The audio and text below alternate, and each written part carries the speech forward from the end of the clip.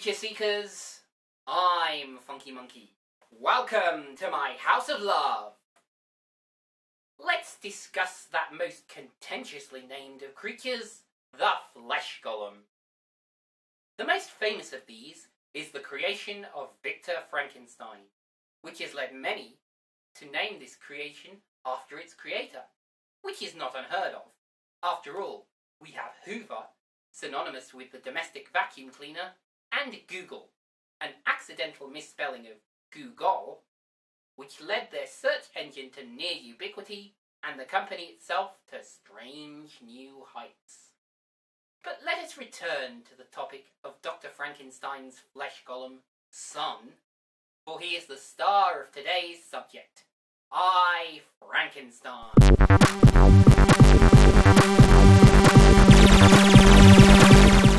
Released in 2014, I, Frankenstein is the tale of the famous creature, thrown into a war between the demonic Wessex Institute and the gargoyle forces that stand between Wessex and the domination of hell on earth.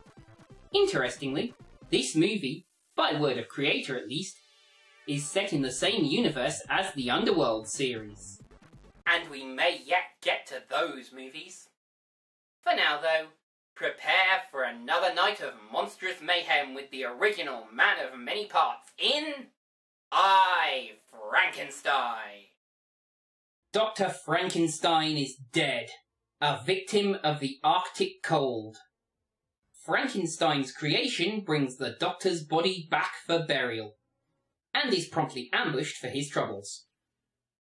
These ghoulish interlopers are demons. Even knowing this fact though, it's still seriously not cool of them to attack someone who's burying a family member. They got no respect, and it'll be the end of them, you mark my words. But the gargoyles that protect the cemetery come to his aid. The rumours are true.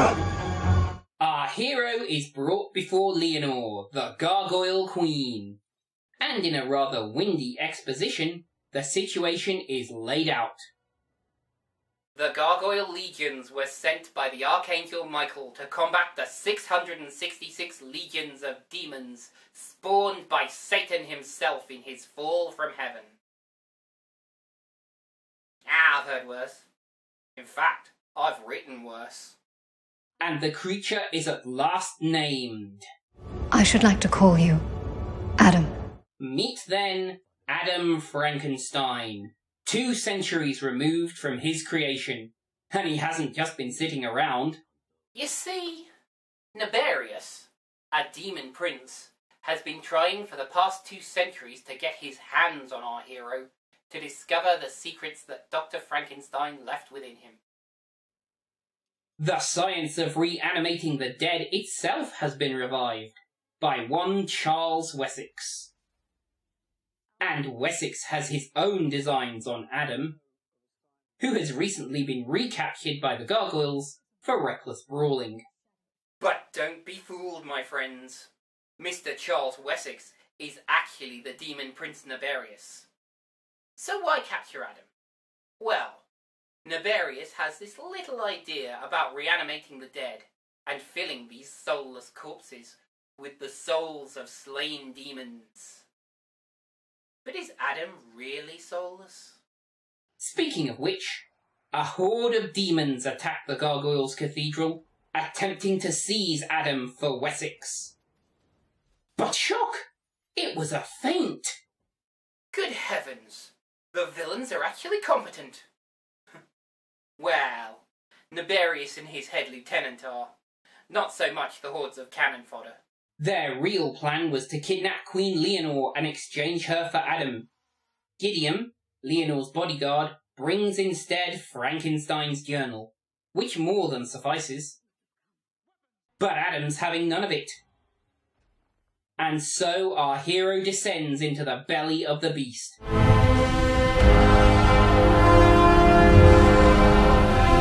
Which leads to Dr. Wade's lab, and a meeting with Wessex. And actually, let's not make light of Dr. Frankenstein's achievement. With a pile of corpses and a shoal of electric eels, Dr. Frankenstein shocked life back into dead flesh. And this is at the tail end of the 18th century. 100 years before anything resembling modern technology. At least. But again, Adam's having none of it, and escapes with the journal. You see, the Gargoyle Legions had never told Adam that they'd taken Frankenstein's journal from him. Kind of a jerky move on their part. But then again, it would be rather hard to read for anyone. After all, scientific journals are rarely, if ever, written with the layperson in mind. Of course, Dr. Wade is a valuable reference on the science of reanimation, and our hero takes his chance to talk to her. But they're not alone. Adam fights up a storm, but it's not enough this time. Lucky then that Dr. Wade intervenes, and bye-bye demon. I'm surprised that worked. Oh, I need him alive, That old trick is hackneyed as hell these days. After a patch-up job and a short nap, our heroes split up. Which goes about as well as you'd expect, at least for Dr. Wade. And only slightly better for Adam. Returning to his hideout, Adam grabs the journal. And Gideon attacks. You see, Gideon never liked our hero. For 200 years, Gideon has believed Adam to be a thing, a monster, a mistake. And now Gideon gleefully jumps at the chance to correct this mistake of man. Unfortunately, Adam comes out on top in their brawl, and Gideon goes back to heaven. And so the stage is set for our finale, Wessex. Actually, seeing as it's the finale and all, let's drop the pretense. Demon Prince Nefarious chokes Dr. Wade's assistant, and the quickest way to revive him is via Frankenstein's method. But that method is quickly replicated and employed en masse.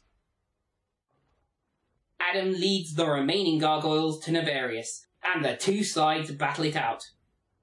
While Adam goes to rescue Dr. Wade and put an end to Nefarious. But Nefarious is too strong, and Adam looks to be possessed by a demon. But our hero really does have a soul. Yep. Somewhere along the line, our hero grew compassion, and compassion gave him a soul.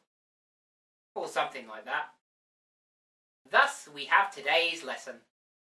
Be kind, for everyone you see is fighting their own battle.